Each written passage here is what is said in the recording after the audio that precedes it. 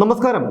കേരളത്തിൽ ഒരിക്കലും BJP അധികാരത്തിൽ വരരുത് എന്ന് മാത്രമല്ല, BJPക്ക് ഇനിയൊരു MLA പോലും കേരളത്തിൽ നിന്ന് ഉണ്ടാകരുത് എന്ന് ഏറ്റവും കൂടുതൽ ആഗ്രഹിക്കുകയും അതിനുവേണ്ടി പ്രവർത്തിക്കുകയും ചെയ്യുന്ന ഒരു രാഷ്ട്രീയ നേതാവുണ്ട്. ഏതെങ്കിലും ഇടത് വലത് മതന്യൂനപക്ഷ നേതാക്കളിൽ ആരെങ്കിലുമായിരിക്കും ഇയാളെന്ന് ധരിച്ചെങ്കിൽ നിങ്ങൾക്ക് തെറ്റി.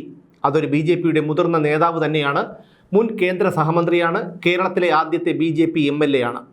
ഇപ്പോൾ നിങ്ങൾക്ക് ആളെ പിടികിട്ടിക്കാണും. അതെ, സാക്ഷാൽ O രാജഗോപാൽ.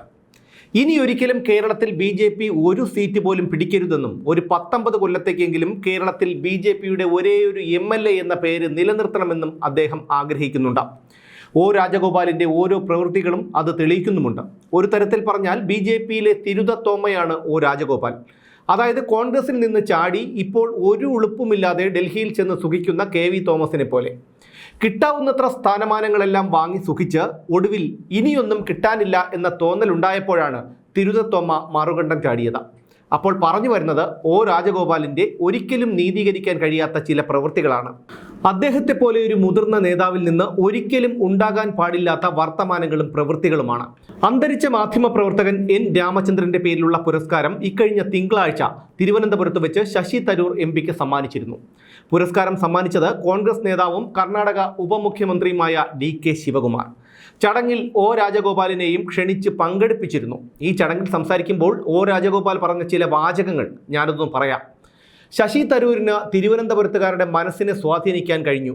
അതുകൊണ്ടാണ് തിരുവനന്തപുരത്ത് തരൂർ വീണ്ടും വീണ്ടും ജയിക്കുന്നത്. അടുത്ത കാലത്ത് മറ്റൊരാൾക്ക് അതിന് അവസരമുണ്ടാകുമോ എന്ന് സംശയിക്കുന്നു. തരൂരിൻ്റെ സേവനം കൂടുതൽ ലഭ്യമാകട്ടെ എന്ന് പ്രാർത്ഥിക്കുന്നു. ഇങ്ങനെയായിരുന്നു O രാജഗോപാൽ പറഞ്ഞത്. പുരസ്കാരം വാങ്ങിയ ശേഷം വേദിയിൽ വെച്ച ശശി തരൂർ രാജഗോപാലിൻ്റെ കാൽ തൊട്ട് വന്ദിക്കുകയും അനുഗ്രഹം തേടുകയും ചെയ്തു. ഒരു കാര്യം ഓർക്കണം, BJPയുടെ മുതിർന്ന നേതാവാണ് O രാജഗോപാൽ. നേമം മണ്ഡലത്തിൽ നിന്ന് BJPയുടെ MLA. 1992 മുതൽ 2004 വരെ മധ്യപ്രദേശിൽ നിന്ന് രാജ്യസഭാംഗം. 98-ലെ വാജ്പേയി മന്ത്രിസഭയിൽ റെയിൽവേ സഹമന്ത്രി. അങ്ങനെ ആയ കാലത്ത് BJPയുടെ എല്ലാ ഔദാര്യങ്ങളും സ്ഥാനമാനങ്ങളും കൈപ്പറ്റിയ ആളാണ് രാജഗോപാൽ. ആ രാജഗോപാലാണ് കുറെ കാലമായി സ്വന്തം പാർട്ടിക്കിട്ട് പണിഞ്ഞുകൊണ്ടിരിക്കുന്നത്.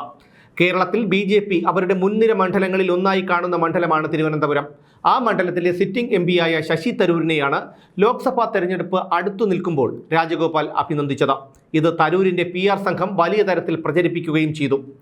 ഇതിനു മുൻപ് ഇക്കഴിഞ്ഞ നവംബറിൽ സർക്കാർ സംഘടിപ്പിച്ച കേരളീയം പരിപാടിയുടെ സമാപന ചടങ്ങിലും പങ്കെടുത്ത രാജഗോപാൽ പാർട്ടിയെ പ്രതിരോധത്തിലാക്കുന്ന പ്രസ്താവന നടത്തിയിരുന്നു. കേരളീയം നല്ല പരിപാടിയാണ്, നല്ലത് ആരു ചെയ്താലും അംഗീകരിക്കും. മുഖ്യമന്ത്രി പങ്കെടുക്കുന്ന നല്ല പ്രഖ്യാപനങ്ങൾ നടക്കുന്ന പരിപാടിയിൽ പങ്കെടുക്കുന്നത് കൊണ്ട് എന്താണ് കുഴപ്പം? BJPയുടെ പ്രതിഷേധം എന്തിനാണെന്ന് എന്നറിയില്ല.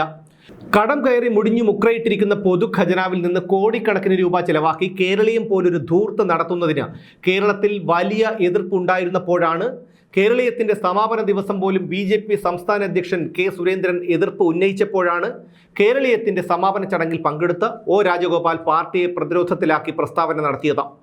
എന്നാൽ കേരളത്തിനു വേണ്ടി പൊതുഖജനാവിൽ നിന്ന് ഒഴുക്കിയത് കോടികളാണെന്നും ഇതിനൊന്നും കണക്കില്ലെന്നുമൊക്കെ പിന്നീടെങ്കിലും O രാജഗോപാൽ മനസ്സിലാക്കിയിട്ടുണ്ടായിരിക്കണം.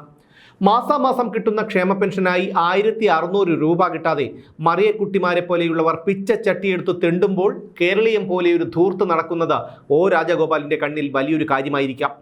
കഴിഞ്ഞ കുറേ കാലമായി MP എന്ന നിലയിൽ ശശി തരൂർ തിരുവനന്തപുരത്ത് എന്ത് വികസനമാണ് ഉണ്ടാക്കിയത് എന്നുള്ളത് പോകട്ടെ, തിരുവനന്തപുരത്ത് തരൂരിൻ്റെ സാന്നിധ്യം ഉണ്ടായിട്ടുണ്ടോ എന്നുള്ളത് തിരുവനന്തപുരത്തുകാർക്കറിയാം. ശശി തരൂർ MPയുടെ ഓഫീസ് പോലും തുറക്കുന്നില്ലായിരുന്നു കുറേ ദിവസം. ഇനിയിപ്പോൾ തുറക്കും. തെരഞ്ഞെടുപ്പ് അടുത്തു വരികയാണല്ലോ. ഏറെക്കാലത്തിന് ശേഷം ശശി തരൂരിനെ കാണാൻ കഴിഞ്ഞത് നവകേരള സർക്കിട്ടിനിടയിൽ പിണറായി വിജയനെ കരിങ്കൊടി കാണിച്ച യൂത്ത് കോൺഗ്രസുകാർക്ക് നേരെ പോലീസും DYFI ഗുണ്ടകളും നടത്തിയ നരനായാട്ടിൽ പ്രതിഷേധിച്ച K സുധാകരനും VD സതീശനും മാത്യു കുഴൽനാടനും അടക്കമുള്ള നേതാക്കൾ നടത്തിയ പോലീസ് ആസ്ഥാനത്തേക്കുള്ള മാർച്ചിലാണ്. ആ മാർച്ചിൽ പങ്കെടുത്താൽ ജനങ്ങളിൽ നിന്ന് തനിക്ക് കിട്ടുന്ന ഇമ്പാക്റ്റ് മനസ്സിലാക്കിയിട്ട് തന്നെയാണ് തരൂർ ആ പരിപാടിയിൽ പങ്കെടുത്തത്. ഇനി കുറച്ചു നാളത്തേക്ക്, അതായത് ലോക്സഭാ തെരഞ്ഞെടുപ്പ് കഴിയുന്നതുവരെ ശശി തരൂർ തിരുവനന്തപുരം മണ്ഡലത്തിലെ വിവിധ ഭാഗങ്ങളിൽ നിറഞ്ഞു നിൽക്കും. കല്യാണം, വയസ്സറിയിപ്പ്, വയററിയിപ്പ്, 28 കെട്ട്, കിടപ്പുരോഗി പരിചരണം, മരണം, സഞ്ചയനം, 16 അടിയന്തരം, അങ്ങനെ ഏത് ചടങ്ങിലും തരൂരുണ്ടാകും. ലോക്സഭാ തെരഞ്ഞെടുപ്പ് പ്രഖ്യാപിച്ച് പ്രചാരണം നടക്കുന്നതിനിടയിൽ വഴിയെ പോകുന്ന ഏതെങ്കിലും തള്ളമാരുടെ കയ്യിൽ നിന്ന് കുഞ്ഞിന് വാങ്ങി ഒരു ഉമ്മ കൊടുക്കുന്ന തരൂരിൻ്റെ ഫോട്ടോ, അല്ലെങ്കിൽ വഴിയരികിൽ കച്ചവടം ചെയ്തുകൊണ്ടിരിക്കുന്ന ഏതെങ്കിലും അത്തപ്പാടികളോടൊപ്പമുള്ള ഫോട്ടോ പത്രങ്ങളിൽ അച്ചടിച്ചു വരും. അതുറപ്പാണ്. ഏതെങ്കിലും ചായക്കടയിൽ കയറി സവാള വടയോ ഉണ്ടൻ പൊരിയോ തിന്നുന്ന ഫോട്ടോ ഉറപ്പായും വരും. ഞാനീ പറയുന്നതിന് എന്തെങ്കിലും മാറ്റം ഉണ്ടാകുമെങ്കിൽ അപ്പോൾ നിങ്ങൾ എന്നോട് ചോദിച്ചോളൂ. ഇതൊക്കെ ഒ രാജഗോപാൽ ശശി തരൂരിൻ്റെ ചടങ്ങിൽ പങ്കെടുത്തതും തരൂരിനെ പുകഴ്ത്തിയതുമെല്ലാം തരൂരിൻ്റെ ഇലക്ഷൻ PR വർക്കിൻ്റെ ഭാഗമാണ് എന്ന് തിരിച്ചറിയാനുള്ള ബുദ്ധി കേരളത്തിലെ ജനങ്ങൾക്കുണ്ടെന്ന് കൂടി വേണ്ടപ്പെട്ടവർ മനസ്സിലാക്കിയാൽ നല്ലതാണ്. പിന്നെ രാജഗോപാൽ ഒരു BJP-കാരനായത് അദ്ദേഹത്തിൻ്റെ ഭാഗ്യം.